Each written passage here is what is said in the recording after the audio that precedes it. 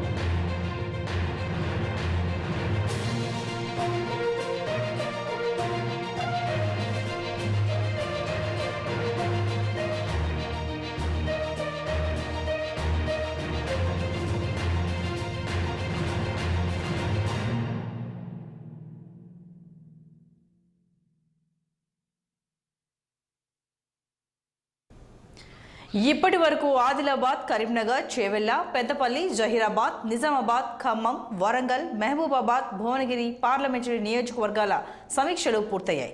ఈ సమావేశంలో బీఆర్ఎస్ అగ్రనేతల స్వరం మారుతూ వస్తోంది. అధికారంలో ఉన్నప్పుడు పార్టీ కార్యకర్తలకు దూరమయ్యామని ఒప్పుకున్న కేటీఆర్ క్షేత్రస్థాయిలో కార్యకర్తల నుండి వస్తున్న ఫీడ్బ్యాక్తో మాట మార్చారని తెలుస్తోంది. మొదట బీఆర్ఎస్ను ఓడించి తప్పు చేశారన్న నేతలు క్రమంగా గొంతును సవరించుకుంటున్నారట. పార్టీ బాధ్యతలను ఎమ్మెల్యేలు, ఎమ్మెల్సీలు, ఎంపీలకు అప్పగించి తప్పు చేశామని కేటీఆర్ భావిస్తున్నారట. అబద్ధపు హామీలు, సోషల్ మీడియా ప్రచారం వల్లనే ఓడామని కేటీఆర్, హరీష్ రావులు పార్టీ నాయకులతో చెబుతున్నారట. అధికారంలో ఉన్నప్పుడు జరిగిన కొన్ని తప్పులను వారు ఒప్పుకున్నారని తెలుస్తోంది. ఇక నుండి పార్టీ కార్యకర్తలకు, నాయకులకు తెలంగాణ భవన్ వేదిక అందుబాటులో ఉంటామని చెబుతున్నారు.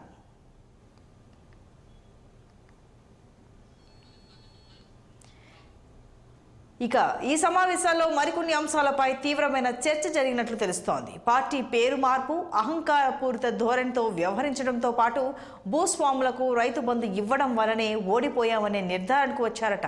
ముఖ్యంగా పార్టీ పేరు మార్పుపై కార్యకర్తలంతా మండిపడుతున్నట్లు తెలుస్తోంది. పార్టీ పేరు మార్పుతో తెలంగాణ ప్రజలకు దూరమయ్యామని ఆవేదన వ్యక్తం చేస్తున్నారట. ఈ సమావేశాల్లో మనం ఎవరికి బి టీం కాదని, కాకూడదని పార్టీ శ్రేణులకు కేటీఆర్ తెగేసి చెబుతున్నారు.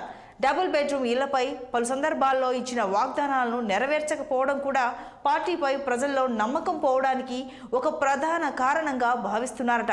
2-3 నెలల్లో జరగనున్న పార్లమెంట్ ఎన్నికల కమిటీకి వేసిన తప్పులను గుర్తించి వాటిని సరిదిద్దుకోవాలని బీఆర్ఎస్ అగ్రనాయకత్వం యోచిస్తున్నట్లు తెలుస్తోంది.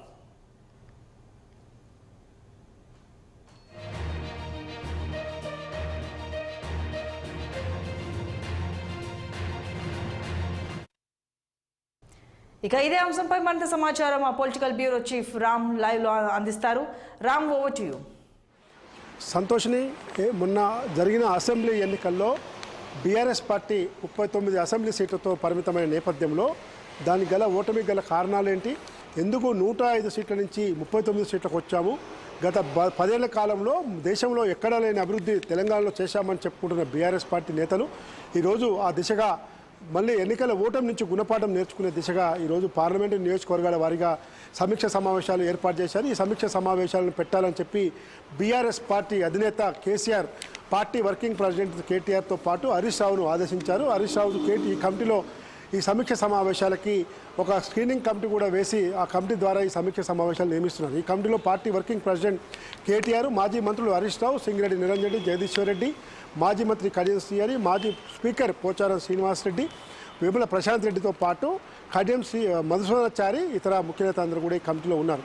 అయితే పార్లమెంటరీ నియోజకవర్గాల వారిగా ఈ సమీక్ష సమావేశాలు చూస్తే మొదట ఆదిలాబాద్, కరీంనగర్, చేవెళ్ల, పెద్దపల్లి, జహీరాబాద్, నిజామాబాద్, ఖమ్మం, వరంగల్, మహబూబాబాద్, భువనగిరి ఈ 10 పార్లమెంటరీ నియోజకవర్గాలకి ఈ నెల 3వ తేదీన జరిగిన సమీక్ష సమావేశాలు నిన్నటితో మొదటి దశ ఈ సమీక్ష సమావేశాలు ముగిశాయి. అయితే ఊహించని రీతిలో కార్యకర్తల నుంచి అసలు అగ్రనేతలు స్టేజ్ పైన ఉన్నా కూడా కార్యకర్తల నుంచి ఊహించని రీతిలో విమర్శలు చేయడం అనేది మాత్రం బీఆర్ఎస్ పార్టీలో కొత్త సాంప్రదాయానికి తెరదించని చెప్పి అనుకోవాలి. ఎందుకంటే ఉద్యమం స్థాపన నుంచి కూడా కేసీఆర్ చెప్పిందే వేదం, కేసీఆర్ పాడిందే పాట, కేసీఆర్ ఆడిందే ఆట అన్న పరిస్థితిలో పార్టీ ఉండేది. గతం 2014లో అధికారంలోకి వచ్చినాక కూడా అసలు ఎమ్మెల్యేలు కానీ ఎంపీలు కానీ మంత్రులు కానీ అటు కేసీఆర్ను కేటీఆర్ను కలవాలంటే కూడా చాలా నానా తిప్పలు పడి నానా ఇబ్బందులు పడే పరిస్థితి ఉండే. కేవలం క్యాబినెట్ సమావేశాలు, పార్టీ సమావేశాలు, పార్టీ విస్తృతస్థాయి సమావేశాలు అప్పుడు మాత్రమే కేసీఆర్ కేటీఆర్లు కనబడేవాళ్ళు. కాబట్టి ఈ పరిస్థితి నుంచి ఈరోజు 10 ఏళ్ల తర్వాత మళ్ళీ అధికారాన్ని కోల్పోయిన బీఆర్ఎస్ పట్ల ఒక కొత్త సాంప్రదాయం తెరదీసిందని చెప్పి అనుకోవాలి. పార్లమెంటరీ నియోజకవర్గాల వారిగా తెలంగాణ భవన్ వద్దకు కార్యకర్తలను పిలిపించి మాట్లాడిపించే పద్ధతి కొత్తగా సాంప్రదాయం తెరదించిందని చెప్పి అనుకోవాలి. ముఖ్యంగా కార్యకర్తల్లో ఎక్కువ మంది కూడా చాలామంది అటు కేటీఆర్ హరీష్ రావులు అగ్రనేతలు వేదికపై ఉండగానే బహిరంగ వ్యాఖ్యలు చేస్తూ ఉన్నారు, బహిరంగ విమర్శలు కూడా చేస్తూ ఉన్నారు. మీ యొక్క వ్యక్తిగత పోకడల వల్లే ఈరోజు పార్టీ దుస్థితికి కారణమైంది. మీరు ఇచ్చిన పథకాలు కూడా ఏది కార్యకర్త ద్వారా లబ్ధిదారునికి పోలేదు. రైతు బంధు మేనిఫెస్టోలో పెట్టలేదు, అయినా ఇచ్చారు. కానీ దానికి 10 ఎకరాలు 5 ఎకరాలు సీలింగ్ పెట్టకుండా 100 ఎకరాల ఉన్నలకు సాగులో ఉన్న భూములు కానీ సాగులో లేని భూములకు కానీ రైతు బంధు ఇచ్చారు. దాంతోపాటు గిరిజన దళిత బంధు ఇట్లాంటి పథకాలు అన్నీ కూడా ఈరోజు మిగతా వర్గాలను దూరం చేశాయి. అందుకే ఈ ఓటమికి గల కారణాలని చెప్తున్నాను. దాంతోపాటు ఎమ్మెల్యేలే నియోజకవర్గాలకు సుప్రీం అని చెప్పి ఎప్పుడైతే కేసీఆర్ చెప్పాడో దాంతో ఇంకా అసలు ఎవరు కేర్ చేయకపోవడం, ఎవరు లెక్క చేయకపోవడం, కింది స్థాయి కార్యకర్తలను పట్టించుకోకపోవడం, ఎమ్మెల్యేల యాటిట్యూడ్ బాగా పార్టీకి నష్టమైంది. అందుకే కార్యకర్తలు కూడా మనస్ఫూర్తి ఎవరు పనిచేయలేదు.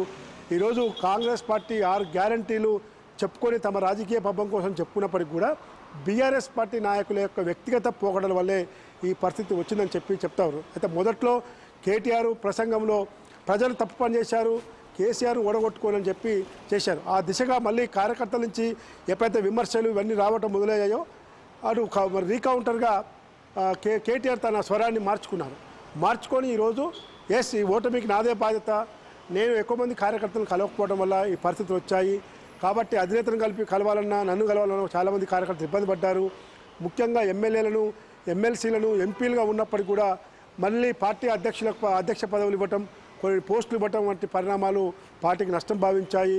కాబట్టి ఇక నుంచి అట్లాంటి తప్పులు దొరకకుండా నేను ఖచ్చితంగా నా బాధ్యత వహిస్తానని చెప్పారు.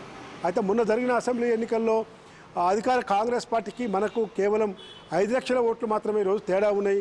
ఆ పరిస్థితుల్లో మనం వెనుకంజ వేశామని కానీ భయపడాల్సిన అవసరం లేదు. కేవలం కారు షెడ్డుకు సర్వీసింగ్ మాత్రమే పోయింది తప్ప షెడ్డుకు కాదు. తాత్కాలిక బ్రేక్ అని చెప్పి అనుకోవాలి. ఈ గుణపాఠం నుంచి మనందరం కూడా ముందుకు పోదాము, గుణపాఠం నుంచి తప్పులను సర్దిద్దుకొని ముందుకు పోదాం. నేను తెలంగాణ భవన్ వేదికగా పార్టీ నాయకులందరికీ అండగా ఉంటాను.